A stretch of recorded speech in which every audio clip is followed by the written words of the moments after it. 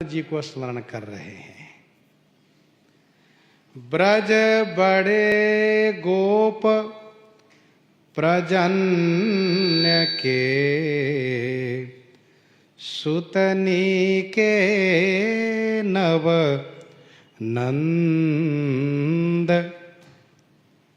ब्रज के बड़े, ब्रज के बड़े माने बहुत बड़े, सम्माननीय, आदरणीय। प्रजन्य के, गोप प्रजन्य के, गोप ग्वाला प्रजन्य के, नीके माने बहुत सुंदर, नवनंद पुत्र हुए। ब्रज के बड़े माने माननीय, गोप प्रजन्य, ये इनके प्रजन्य के नीके माने अच्छे, धर्मात्मा, शीलवान, सदाचारी, प्रजावत्सल, धर्म प्रेमी नौ नंद पुत्र हुए। वर्णन ऐसा है कि यदुवंश में देवमीढ़ नाम के महाराज हुए हैं। देवमीढ़। एक बात और ध्यान दीजिए, प्रजन्य कहते मेघ को, जो मेघवत कल्याण गुण की वर्षा करे वह प्रजन्य। हाँ, तो यदुवंश में देवमीढ़ नाम के राजा हुए। यदुवंश में उनकी दो रानी थी, एक थी क्षत्रानी और दूसरी थी वैश्यानी, वैश्य जाति से। इन दोनों से एक एक पुत्र हुए। क्षत्रानी से जो पुत्र हुए वे हुए शूरसेन, महाराज भी क्षत्री और वह क्षत्रानी थी, इसलिए क्षत्रिय हुए यदुवंश में। लेकिन जो महाराज देवमीढ़ की जो दूसरी पत्नी थी, जो वैश्य जाति से थी, वैश्यानी, उनसे जो पुत्र हुए उन्हीं का नाम प्रजन्य हुआ। और माता वैश्य की थी, इसीलिए वैश्य जाति से नंद माने गए। वैश्य जाति के हुए नंद। प्रजन्य के पुत्र ये सब वैश्य जाति से, प्रजन्य जी स्वयं वैश्य हुए। ऐसी मान्यता है कि माता जिस जाति से हो उसी जाति से वंश को मान लिया जाता है। रामायण जी में इस बात को लेकर कहा गया है कि भले ही विश्रवा जी मुनि हैं, ब्रह्मा जी से पुलस्त, पुलस्त से वैश्रवन, वैश्रवन से विश्रवा, और उनकी जो पत्नी थी वह राक्षस जाति से थी, असुर जाति से, इसीलिए उनकी संतान को असुर माना गया। इस बात की पुष्टि है। तो महाराज देवमीढ़ की जो वैश्यानी पत्नी थी उसी का पुत्र है प्रजन्य, इसलिए वो वैश्य हो गए। इनके 9 नंद परक पुत्र हुए। 9 नंद परक पुत्र हुए। नाम है धरानंद, धरानंद, ध्रुवनंद, धरानंद, ध्रुवनंद और तृतीय उपनंद, तीसरे हुए उपनंद। सुनागर माने अतिशय चतुर हुए। चतुर्थ तहाँ अभिनंद, चतुर्थ माने चौथे हैं अभिनंद महाराज। धरानंद, ध्रुवनंद, अभिनंद, ये चौथा हुए। पहला धरानंद, दूसरा ध्रुवनंद, तीसरा उपनंद और चौथा हुए अभिनंद। और पांचवा है श्री नंद बाबा, नंद जी महाराज। सुख सिंधु उजागर, सुख के सागर उजागर हैं। उजागर माने जग प्रसिद्ध हुए, इनकी कीर्ति संसार में प्रसिद्ध है। सुठी सुनंद,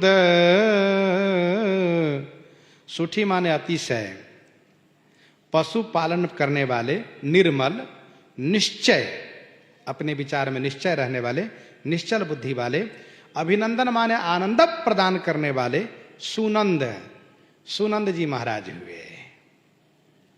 ये छठवें हुए। सतवां का नाम है कर्मानंद जी, आठवां का नाम है धर्मानंद जी, और नौवें का नाम है वल्लभानंद जी। ये 9 नंद है। कर्मा धर्मानंद अनुज वल्लभ जगवंदन, जगत में वंदनीय हुए वल्लभानंद जी, छोटा भाई है। आस पास वा बगर के जहां बिहरत पशुप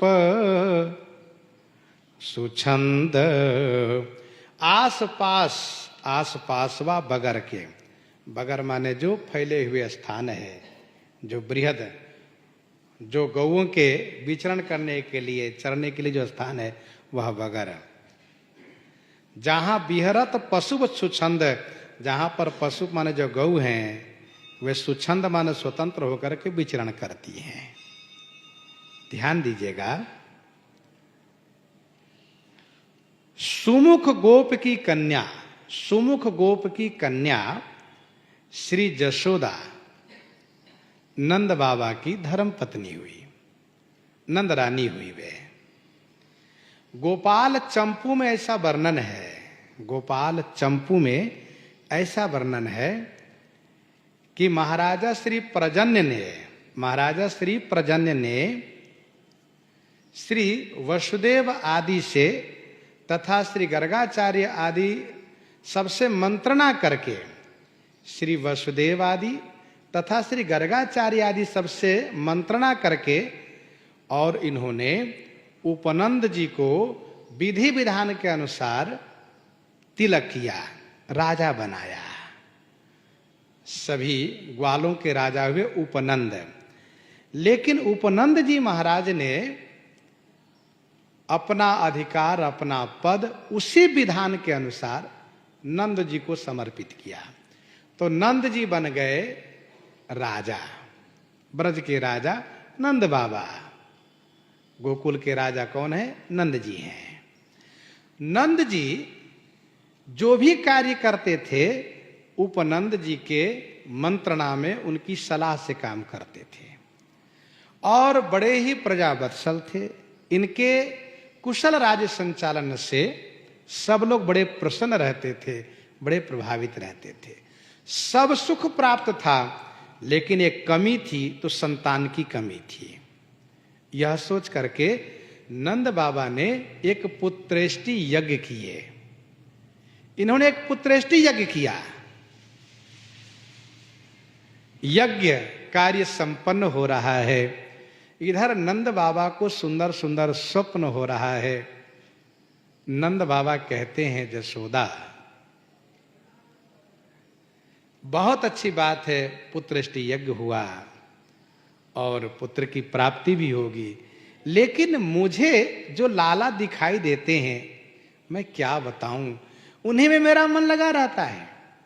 एक नील मणि के समान, नील सरोरु नील मणि, नील नीरधर श्याम, सुंदर सलोना सा सांवला, जिनके चंचल नेत्र और बड़े चंचल, उस बालक को मैं तुम्हारी गोदी में देखता हूं, तुम्हारी गोद में, और वह तुम्हारे पयोधर से दुग्ध पान करते हुए दिखाई देते हैं। क्यों जशोदा, तुम्हें कभी ऐसा स्वप्न होता है क्या? कभी तुम्हें ऐसे बालक दिखाई देते हैं? जशोदा जी ने कहा, स्वामी बिल्कुल मुझे भी वैसा ही स्वप्न होता है। एक सुंदर श्यामला सलोना लाला मेरी गोदी में बैठ करके और दूध पीने के लिए मचल जाते, दूध पीने लगते हैं। अपनी चंचलता से हमें बहुत आनंदित करते हैं वह बालक। अच्छा, एक दिन श्री जशोदा जी ने इसी प्रकार से देखा स्वप्न। क्या? कि वह श्यामला सलोना लाला एक सुंदर शक्ति के साथ पति देव के हृदय से, श्री नंद बाबा के हृदय से निकल करके मेरे हृदय में प्रविष्ट हो रहे हैं। और उसी दिन से श्री जसोदा जी गर्भावस्था को प्राप्त हो गई। ऐसी बात कही गई है गोपाल चंपू में। समय आने पर भादो कृष्ण पक्ष अष्टमी तिथि को भगवान श्री कृष्ण का प्राकट्य तो हुआ मथुरा के कारागार में, और योग माया ने श्री जसोदा जी के गर्भ से जन्म लिया। लेकिन भगवान की लीला है, ठाकुर जी श्री वसुदेव जी के द्वारा पहुंच गए श्री नंद बाबा के घर, और वहां से उस कन्या को लेकर के वापस आ गए। गोकुल में इस बात को लेकर के आनंद छा गया। नंद घर आनंद भयो, जय कन्हैया लाल की। और इधर मथुरा की जो बात हुई हम आप सब परिचित हैं। कंस बड़े गुस्से में आया, 8वां पुत्र होना चाहिए, पुत्री कैसे हो गई? उसको मारना चाहा तो आकाशवाणी हुई, वो बालिका तो उड़ गई आकाश में, तुम्हें मारने वाला वृंदावन में ही जन्म ले चुका है।